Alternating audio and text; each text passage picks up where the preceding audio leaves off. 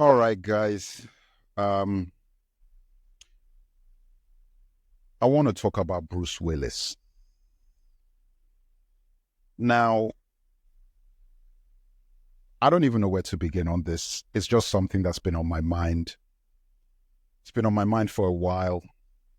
And, there's no secret of the fact that Bruce Willis is unwell. Um, he's having health issues and he's retired from acting. The announcement came some years ago now. I think it's been at least 2 years now, a year and a half, 2 years that announcement came out. And, for years, he'd been having problems and there were rumors of him, forgetting lines on sets and that there was something going on and nobody really knew what was going on. And, he was doing all of these really weird movies that Bruce Willis shouldn't be doing. These were like straight to video type films. And I was watching these movies and I didn't even watch a lot of those movies. I just saw them and I thought that, oh, he just doesn't care anymore and he's just doing them for the hell of it because he can't be bothered. And then obviously we got the news and he retired from acting. Now, the reason why I'm making this video is actually very simple. It's because Bruce Willis was one of my guys growing up. He was one of my guys. He was, I'm not saying I was the number one. I had a lot of Stallone, Arnie, Bruce Willis, Michael Douglas, all these guys that we grew up with, Kurt Russell, just a bunch of these guys. If you're an 80s guy, But Bruce Willis was one of these guys. Michael J. Fox.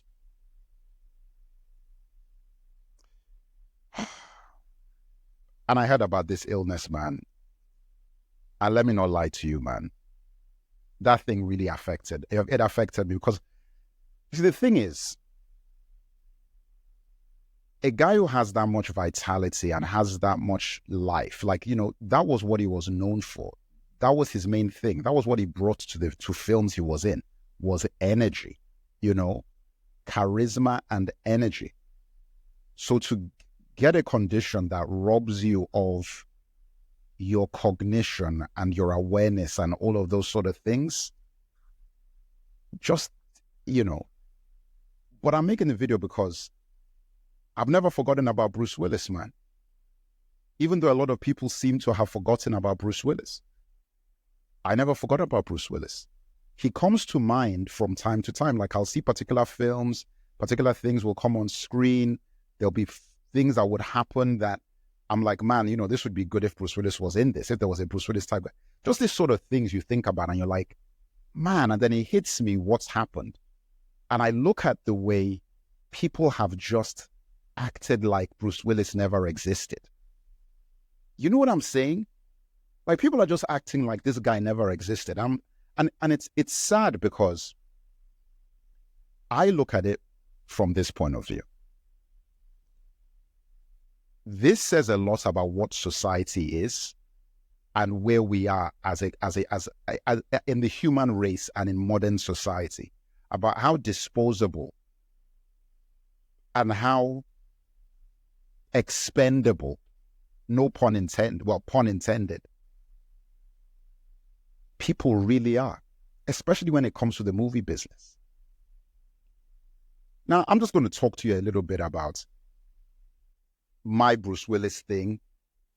And for guys who have been on Talkback and know about Talkback, the Mount Rushmore guys are Arnie, Christopher Reeve, what do they call it? What's his name? Mark Hamill, the main guys, But Bruce Willis is one of these guys. So I was just a little kid in Nigeria, Lagos. And in Nigeria, we had two channels. Well, we had one main channel, NTA 2 Channel 5. I think that's what it was called. And Channel 7, NTA 7 or Channel 7 or something. And there was a thing called the rotor, and then you'd have to, it was like a motorized antenna thing where you'd have to turn it to a particular degree and then it would turn the antenna to get a particular station. So we'd have like little markings on the rotor to tell you where particular stations were, and you'd have to turn it to get to those stations. And we used to go and set it to watch particular shows on one channel or particular shows on another channel. And also, TV didn't last forever back in those days. This is the 80s. TV started at a particular time in the afternoon and it ended at midnight. Then there was no television. And once TV is gone, there's no TV. There was no cable, no satellite. All of those stuff didn't exist at that point. And in Nigeria, TV had a window. And I remember that on a particular night every week at 11:30ish or so, something like 11:45, 11:30, a show called Moonlighting would come on.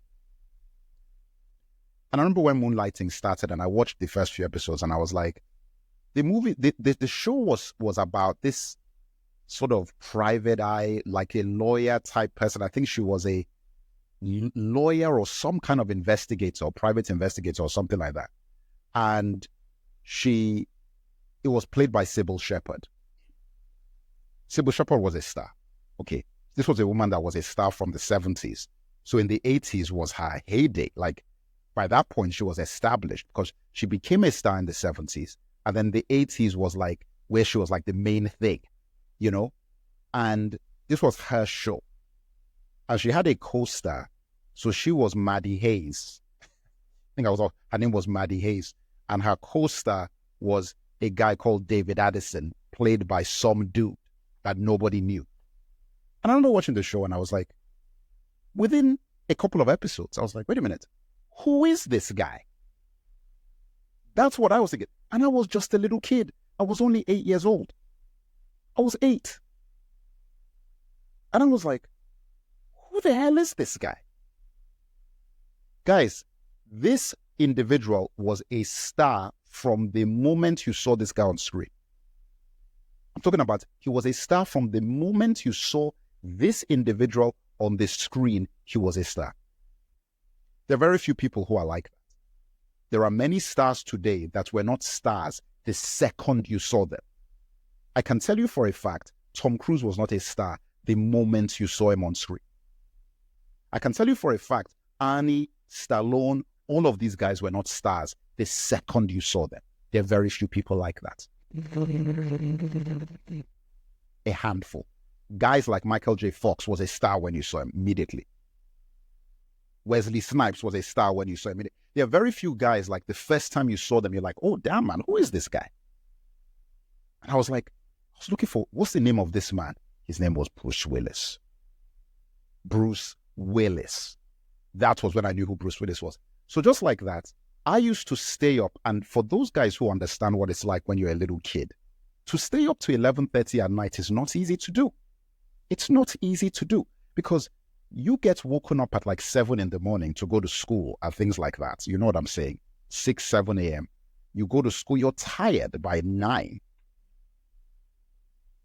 To stay up till 11:30 at night and then have the wherewithal to watch a show till midnight ain't easy. Knowing that there are cockroaches, because anybody was in Nigeria in those days, there's cockroaches, there could be some rats up and down. There was a rat that used to run up and down under the air conditioner opposite next to the television. So we used to put our legs on the chair like this in case a rat would just come.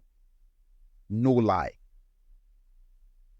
Lagos, 80s, mid-80s. So I could see Bruce Willis on Moonlighting. Because this man was a star. A bona fide star. And children, they don't lie. They don't lie. I was a kid. If a kid knows a guy is a star when he's 8 years old, the guy's a star. What do I know about anything? I just knew that there was something about this guy. And little by little, not even little by little, like almost immediately, I forgot about Sybil Shepherd. I was like, no, this is David Addison's show. This is Bruce Willis's show. Yes, she's the main character, allegedly, but this guy is the show. This guy had charisma, comedy, he could act, he was funny, he was cool, He had good timing. He could do action. Well, no, I didn't know he could do action, but you know what I'm saying? Like, he just had everything you want from a movie star. And he wasn't a movie star. He was on television. So like joke now. Fast forward. We're just living. And you know, when you're in Nigeria, like, we don't know what's going on in Hollywood in Lagos. Like, we just hear about it and then it happens. You know, this is pre-internet. There's no internet. There's no, none of that stuff. Social media didn't exist. Like, this was 30 years before social media. Like, we didn't have anything. Like, you just knew what you knew from newspapers or what they put on television when you could watch TV. That's all you knew. And like joke, I heard a rumor, and then I found a situation. Not even a rumor. I think I saw the tape that Bruce Willis was in an action movie. Guys, you see, the thing is that because some of you guys who are going to watch this are young, you don't know how crazy that was. You see what I'm saying? And also, we're in an era where people just do anything now. You could get a guy who's selling Fruit Loops, who turns into a MMA guy today and starts boxing. YouTubers are boxing now. That's the era we live in. I'm talking about in the days when life was actually normal. Back in those days, for a guy like Bruce Willis, who was in a comedy TV show, to be a lead in an action movie was unfathomable. Unprecedented. Like, that's just crazy. You've never seen anything like that before. The movie was Die Hard, John McTiernan. And this was the man who had just done Predator. Predator, which is an all-time classic. It's an all-time classic. That was 1987. So 1988 now, there's another movie coming out with Bruce Willis. I was like, an action movie? Now, you see, the thing is, right, I was already a fan of Bruce Willis by this point. So I was like, I'm going to watch it because it's a Bruce Willis. But my hopes were not high because I thought it was going to be a comedy fest, a joke, whatever. That's what I thought. I went and watched this movie. Guys, you know that arguably Die Hard is probably the best action film of all time. It is actually a toss-up between Die Hard, T2, and Predator. Now, the reality of this stuff is that honorable mentions with Rambo 2, First Blood Part 2. But it's actually just a toss-up between those three films. The fact that you can even name Die Hard in the same breath as T2 and Predator says everything you need to know about the quality of Die Hard as a movie. Watch that movie today. If you've not seen it, go and watch Die Hard today and then see what an action film is supposed to be compared to this trash that we're getting in the cinemas. All this nonsense with CGI fest, stupid nonsense. Go and watch Die Hard again. Go and watch it again. Anybody who's been watching Talkback knows about what Die Hard is about. So I went and watched this movie. And guys, a star was born. A star was born, guys. If I thought this man was a star in Moonlighting, I did not understand what Bruce Willis was till I watched Die Hard. I was like, bloody hell, what the hell is going on here? This guy rocked the house in that movie. Carried the movie on his back. On his back. Alan Rickman, who is the official actor, Shakespearean. This man was holding his own against guys. Bruce Willis. Bruce Willis, guys. You see, this is the thing about youngsters. You see, there's a lot of young kids who see Bruce Willis as an old guy and they don't understand. You see, that's the thing. They just look at him as a regular man. Like, oh, he's just like he's just like a movie, an old movie. So, you guys don't understand what this guy did back in the 80s. Do you know what it means to carry a movie when you've got juggernauts in movies back then? Juggernauts. This was when De Niro was in his heyday. Pacino, Oliver Reed, Laurence Olivier, what do they call it? Terence Stamp. You've got Marlon Brando. Guys were out, guys. Clint Eastwood. It was a litany of stars. A litany. I would even name the women like Meryl Streep and all these people who were young. Joan Collins. There was a litany of actors, stars. You've got a guy who comes out and just blows everybody away with this movie, Die Hard, named Bruce Willis, from television. So from that point, Bruce Willis becomes an official star. He becomes an official star. Then he does a movie called Blind Date, which I watched, which was absolutely hilarious, which then just reminded you that this guy can still do comedy. Like, he's still funny. Even though he's doing action, and listen, make no mistake, he was hilarious in Die Hard.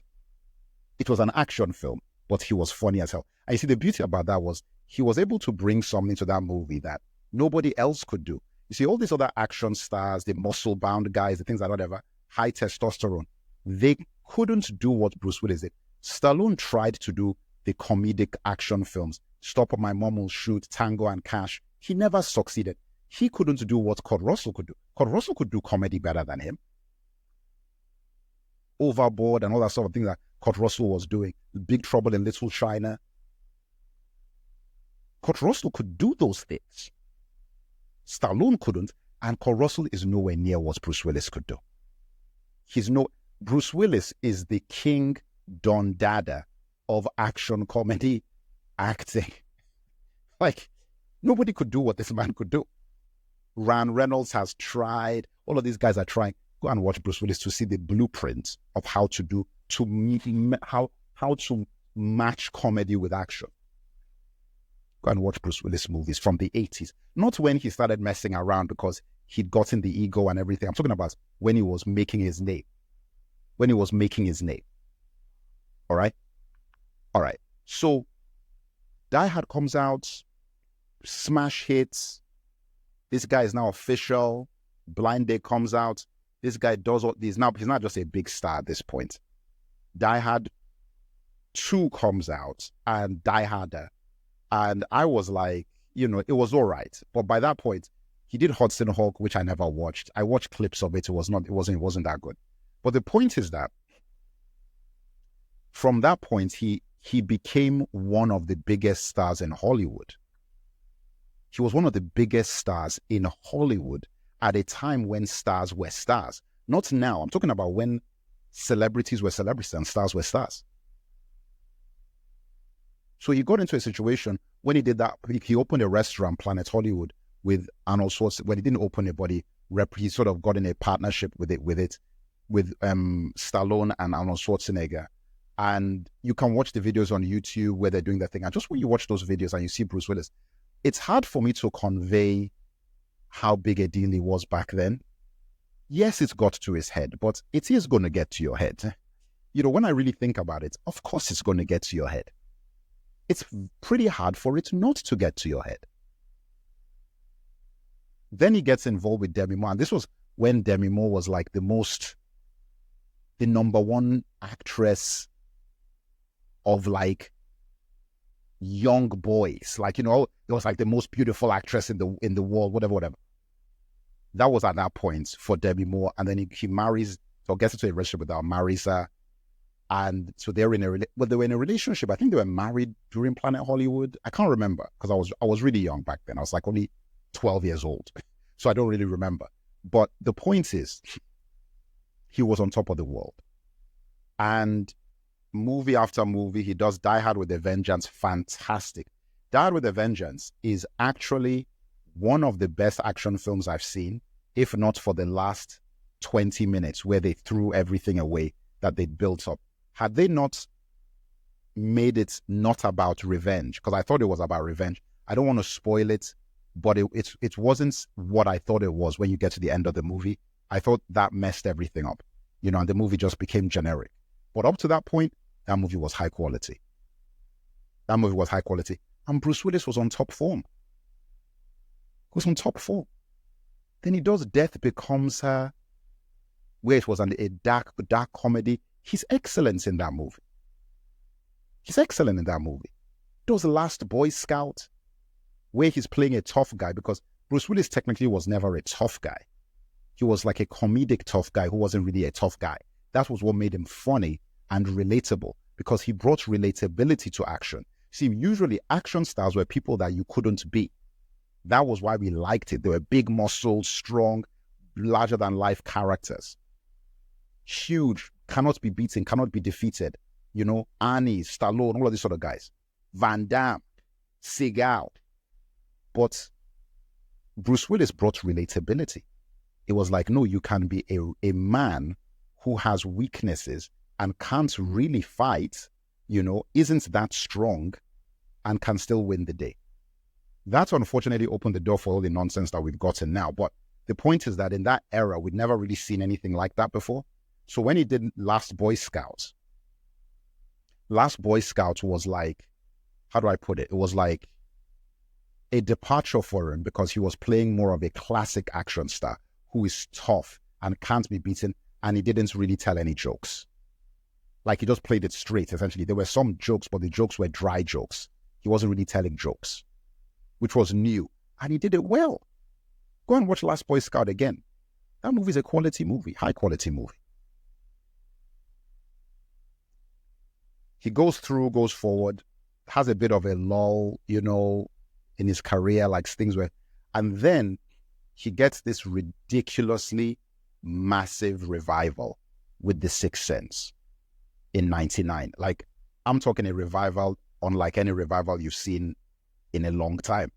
Like, Bruce Willis just suddenly came out, and this was like a straight up acting movie. No comedy, no jokes, no nothing. He comes out with that movie, and it is an international smash. And Bruce Willis comes back again in a different guise, like a complete reinvention. Complete reinvention. Then he does Unbreakable, which I consider the greatest superhero film ever made outside of Superman the movie. On a technicality, it's better than Superman the movie, on a technicality. But Superman the movie takes it because it's got magic. You see, you can't beat magic.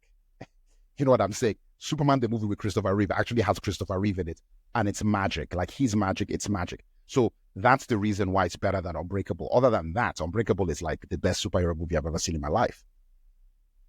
And Bruce Willis played a big role in that.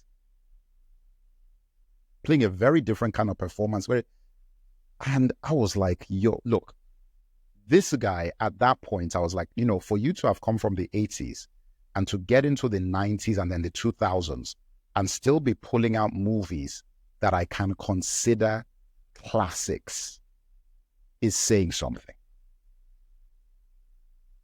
He was the best thing about, one of the best things about Expendables, if not the best thing about Expendables. I think his name was Church or something. He was like the best thing in that movie.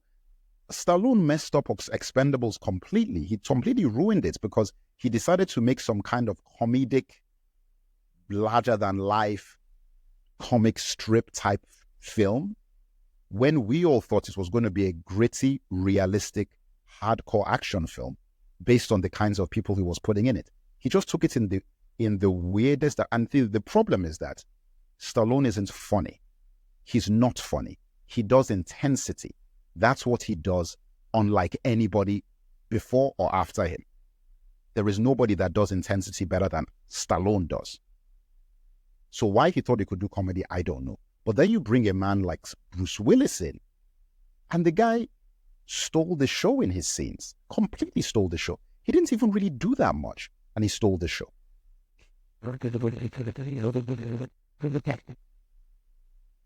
And unfortunately, outside of Glass, when he did Glass, which was the sequel to Unbreakable, which had a fantastic teaser at the end of Split, which blew me. That's one of the craziest, best experiences I've had in the cinema. Was not the movie Split, but was the ending that was a tie-in to Unbreakable, because Unbreakable is one of my favorite superhero. It's one of my favorite superhero films of all time, and it's in my top 20 films ever. You know. So to not know that it was tied to Split, and then to see that happen was magnificent. To see Bruce Willis in that movie at the end of that movie. Now, these were the last of the films that he did before things went bad and we found out about his illness.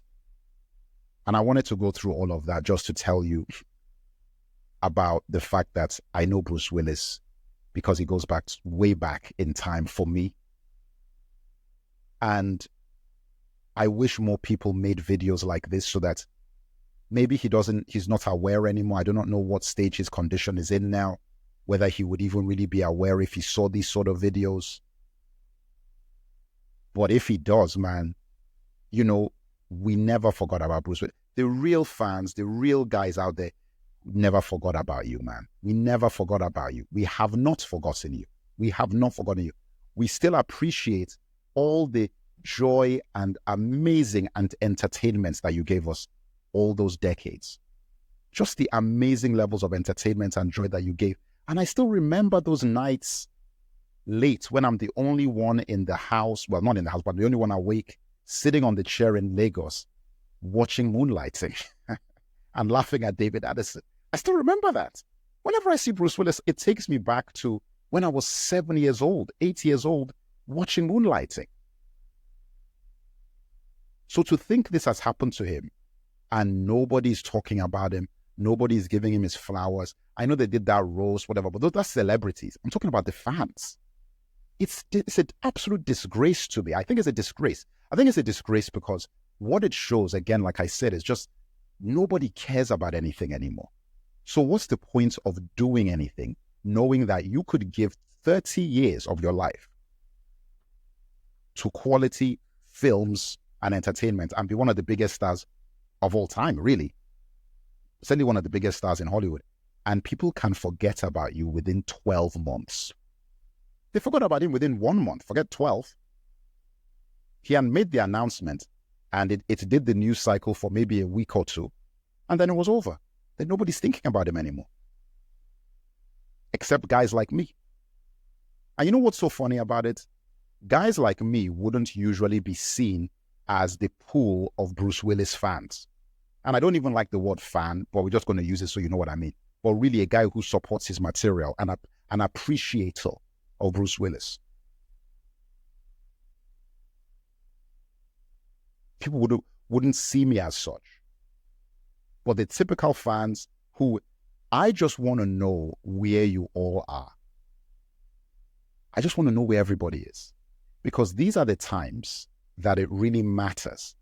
The good times don't matter. You know the quality and integrity of how you feel about people and your relationship with people when things are bad, when things are difficult, and when they can't do anything for you. When they can't do anything for you. See, Bruce Willis can't do anything for us anymore. So now we know where you really stand. He's not giving me no more movies. The Die Hards he was bringing out were rubbish. Die Hard, what was it? 3. Die Hard 1, 2, 3. Die Hard 4 and 5 were I didn't even watch Die Hard 5. That's how bad it looked. I went and watched Die Hard 4 and I was like, what the hell is going on? So I'm not trying to say this as if, you know, there was classics after classics. I'm honest. I am honest. If a thing is not good, I would say so. Die Hard 4 and 5 were rubbish. But at the end of the day, this guy's given us I mean, can I call it a master? Well, Die Hard 1 is a masterpiece, that first one. But this guy's given us classic. Unbreakable is a masterpiece, for God's sake. So he's done at least 2 of them.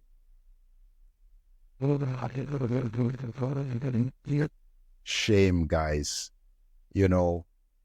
Anyway, I just want to say this. Bruce Willis, Bruce, you're appreciated. You're truly appreciated for the incredible body of work, for the joy, the laughter, the entertainment, the charisma, the cool, all the things you did in the movie industry, and these classic films that I'll never forget. Like, you know, I mean, I will never forget these movies. I mean, these movies are still playable today, still high quality today. And it's just so bad that in your time of need, and I call this a time of need, the fan base hasn't rallied around the Bruce Willis energy, just to let you know that we're there for you as fans. And listen, I put my hand up and my people said, oh, it wasn't nice to fans. I'm like, listen, if this never happened, he might see me on the street and not even say whatever. You know what I'm saying? Ironically, maybe if I walked with you, he would not even give me the time of day. I don't care about that, because what matters is the things he puts on screen gave me a lot of entertainment when I was young. To the point that as an adult grown man now, fully grown man, I've not forgotten what he put on screen. That is all that matters. So to all the talkbackers out there, everybody's on talkback, this is to commemorate the great Bruce Willis for what he did for movies and for fandom. Bruce, we have not forgotten you.